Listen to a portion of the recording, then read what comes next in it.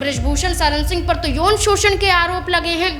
वो महिला पहलवान खिलाड़ी जो लगभग 2 बार धरना प्रदर्शन जंतर मंतर पर कर चुकी हैं, वो नए संसद भवन की तरफ भी कूच कर चुकी हैं। वो प्रधानमंत्री को चिट्ठी भी लिख चुकी हैं, खेल मंत्रालय से यहाँ पर गुहार भी लगा चुकी हैं, खेल मंत्री से मुलाकात भी कर चुकी हैं, लेकिन इंसाफ अभी तक नहीं मिलता है। इंसाफ की मांग की बात की जाए तो दिल्ली राउज एवेन्यू कोर्ट में अभी भी बृजभूषण शरण सिंह को लेकर मामला लंबित नजर आता है, क्योंकि सुनवाई की तारीख सिर्फ आगे बढ़ाई जा रही है। नमस्कार, आप देख रहे हैं नेक्स्ट 9 पॉलिटिकल बाइट। मैं हूं आपके साथ सिराज। उत्तर प्रदेश का हॉट सीट कैसरगंज, जिसको लेकर भारतीय जनता पार्टी काफी ज्यादा असमंजस की स्थिति में थी, लेकिन उससे भी बड़ा सवाल यह है कि जिस बृजभूषण शरण सिंह पर दांव ना खेलकर उनके बेटे को टिकट दिया, क्या करण भूषण सिंह कैसरगंज से जीत दर्ज कर पाएंगे? क्योंकि वहां से मायावती ने भी अपने प्रत्याशी उतार दिया है नरेंद्र पांडे के रूप में। तो वहीं बात करें समाजवादी पार्टी की, तो भगत राम मिश्रा को टिकट दिया है। इन तमाम समीकरणों को अगर समझे तो कहीं ना कहीं कैसरगंज सीट पर ब्राह्मण वोट बैंक का जो वर्चस्व है वो ज्यादा है, और ऐसे में अगर ये प्रत्याशी जो है कहीं ना कहीं चुनावी मैदान में जोरों शोरों से चुनाव लड़ते हैं, तो निश्चित तौर पर करण भूषण के उस टिकट पर जो है उनकी जीत पर खतरा मंडरा सकता है। बताते चले कि जिस तरीके से बृजभूषण शरण सिंह पर महिला पहलवानों ने यौन उत्पीड़न का मामला जो है आरोप लगाया, उसके बाद से उनके खिलाफ प्रदर्शन भी किया, और देश ही नहीं बल्कि विदेशों में भी बीजेपी पार्टी और कैसरगंज से सांसद बृजभूषण शरण सिंह पर भी कई ज्यादा सवाल खड़े हुए।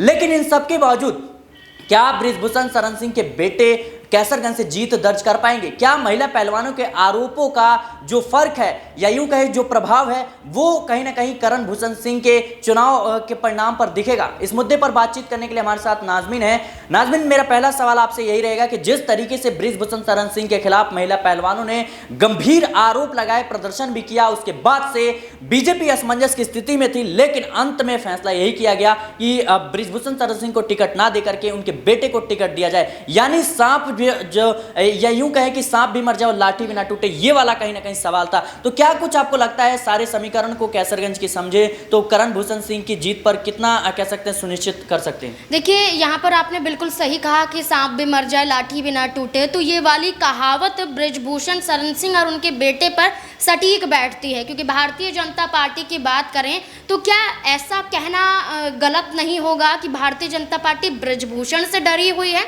क्या भारतीय जनता पार्टी में खौफ है कि अगर वो बृजभूषण शरण सिंह के खिलाफ या उनके परिवार वालों के खिलाफ गई तो बृजभूषण शरण सिंह कोई भी कदम उठा सकते हैं? देखिए, अगर वो कोर्ट की सुनवाई में जा रहे होते हैं या किसी रैली में मौजूद होते हैं, अगर आप उनके हाव भाव को देखेंगे, इससे नजर आता है कि पार्टी के लिए वो काम नहीं कर रहे हैं, बल्कि पार्टी उनके लिए काम करिए, ऐसा वो खुद दर्शाते हुए नजर आते हैं। तो अब देखिए, जहां समाजवादी पार्टी है, जहां बहुजन समाज पार्टी है, जहां पर प्रत्याशी उतारे गए हैं, तो वहीं भारतीय जनता पार्टी ने टिकट तो काटा, ये कहते हुए कि हम अपने विवादित बयानों के चलते उन सांसदों के टिकट काट रहे हैं जो ऐसे बयान देते हुए नजर आए हैं जो पार्टी को मुश्किलों में डाल रहे हैं। बृजभूषण शरण सिंह पर तो यौन शोषण के आरोप लगे हैं। वो महिला पहलवान खिलाड़ी जो लगभग 2 बार धरना प्रदर्शन जंतर मंतर पर कर चुकी हैं, वो नए संसद भवन की तरफ भी कूच कर चुकी हैं। वो प्रधानमंत्री को चिट्ठी भी लिख चुकी हैं, खेल मंत्रालय से यहाँ पर गुहार भी लगा चुकी हैं, खेल मंत्री से मुलाकात भी कर चुकी हैं, लेकिन इंसाफ अभी तक नहीं मिलता है। इंसाफ की मांग की बात की जाए तो दिल्ली राउज एवेन्यू कोर्ट में अभी भी बृजभूषण शरण सिंह को लेकर मामला लंबित नजर आता है, क्योंकि सुनवाई की तारीख सिर्फ आगे बढ़ाई जा रही है। जब ये कहा जा रहा था कि बृजभूषण शरण सिंह के मामले में यौन शोषण के जो आरोप पहलवानों द्वारा लगाए जा रहे हैं, इस पूरे मामले पर अब हम जांच को आगे नहीं बढ़ाएंगे, ये फटकार बृजभूषण शरण सिंह। इन सारे जो आरोप हैं या सारे समीकरण को अगर समझे जिस तरीके से आपने विस्तार पूर्वक बताया, क्या इसका प्रभाव चुनाव परिणाम पे देखने को मिल सकता है? देखिए, चुनाव पर जरूर मिलेगा। बृजभूषण शरण सिंह पर फैसला आ जाए, अगर फैसला आ जाए कि वाकई दोषी हैं तो जेल की सलाखों के पीछे जाएंगे। बृजभूषण शरण सिंह आज भी इंटरव्यू में ये कहते हुए नजर आते हैं कि आरोप तय हो जाएगा तो मैं फांसी लगा लूंगा। अभी तक कोर्ट में मामला चल रहा है, वहीं बृजभूषण शरण सिंह के बेटे को टिकट दे दिया जाता है, तो इससे असर पड़ता है कि चुनावी माहौल में बृजभूषण शरण सिंह के जरिए उनके बेटे फायदा उठा सकते हैं। बेटे की बात करें, करण भूषण की राजनीतिक अस्तित्व कहीं नजर नहीं आता है। करण भूषण की बात करें तो वो अभी भी सक्रिय नजर नहीं आ रहे हैं। करण भूषण सिंह को टिकट देना या यूं कहें कि बृजभूषण को टिकट देना, दोनों एक समानता सी बात है। देखिए बिल्कुल एक ही बात नजर आती है। मैंने कहा ना कि बात है परिवार की, बात है परिवार के लोगों की और परिवारवाद की।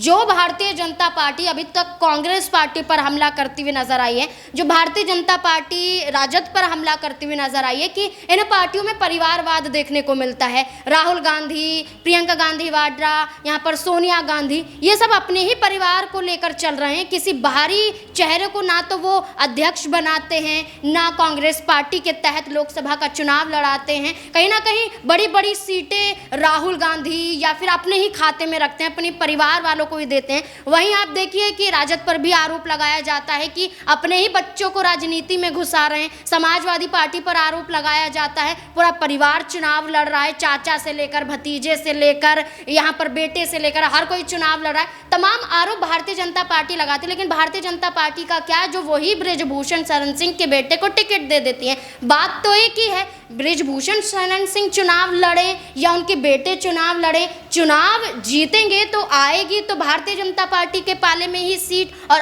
आएगी बृजभूषण शरण सिंह के परिवार में सीट। तो क्या आपका मानना है कि जिस तरीके से कैसरगंज लोकसभा सीट पर जो बृजभूषण शरण सिंह का प्रभाव है, वर्चस्व है, कैसरगंज सीट के साथ साथ जो आसपास की जो सीटें हैं वहां पर भी बृजभूषण शरण सिंह का प्रभाव है, तो क्या इस दबाव में आकर बीजेपी जो है वो कहीं ना कहीं बृजभूषण शरण सिंह के सामने नतमस्तक नजर आती है? देखिए बिल्कुल यहाँ पर बृजभूषण शरण सिंह का दबदबा है, तभी वो ये कहते हुए नजर आते हैं दबदबा है, दबदबा कायम रहेगा।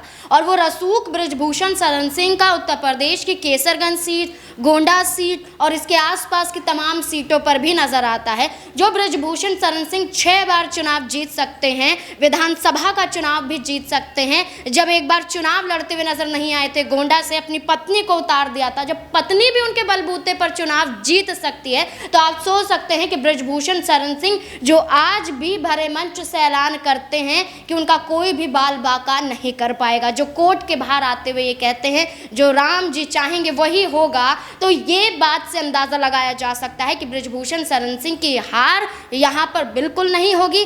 बेटे कहीं ना कहीं फायदा उठाते हुए अपने पिता का नजर आ सकते हैं, लेकिन बात है भारतीय जनता पार्टी के उस बयान की जो कहते हुए नजर आ रहे थे कि हम महिलाओं के हित में काम करते हैं, बेटी बचाओ बेटी पढ़ाओ की बात करते हैं, और जो हम हर घर में ये दिखाने की कोशिश करते हैं कि अगर बेटियां हैं तो उन्हें आगे बढ़ाना है और उनके लिए भारतीय जनता पार्टी सहयोग देगी। वो सहयोग कहाँ है? जब पहलवान सड़कों पर नजर आते हैं, वो किसान सड़कों पर नजर आते हैं, वो नाबालिग जिनका यौन शोषण हो जाता है, वो उत्तर प्रदेश जिसमें कानून व्यवस्था इतनी ढीली है कि पुलिस प्रशासन द्वारा। लेकिन आरोप तो अभी तय नहीं हुआ ना नाज़मीन, अभी तो केस चल रहे हैं और जिस तरीके से राजधानी कोर्ट में पूरा मामला चल रहा है, कहीं ना कहीं आरोप सिद्ध होगा, उसके बाद ही पुख्ता तरीके से जो है कहीं ना कहीं कहा जा सकता है। देखिए बिल्कुल यहाँ पर अब 10 मई को सुनवाई होगी बृजभूषण शरण सिंह के मामले में, और 10 मई को फैसला होगा कि बृजभूषण शरण सिंह निर्दोष हैं या वाकई दोषी हैं। बृजभूषण शरण सिंह तो खुद कहते हैं कि वो निर्दोष हैं,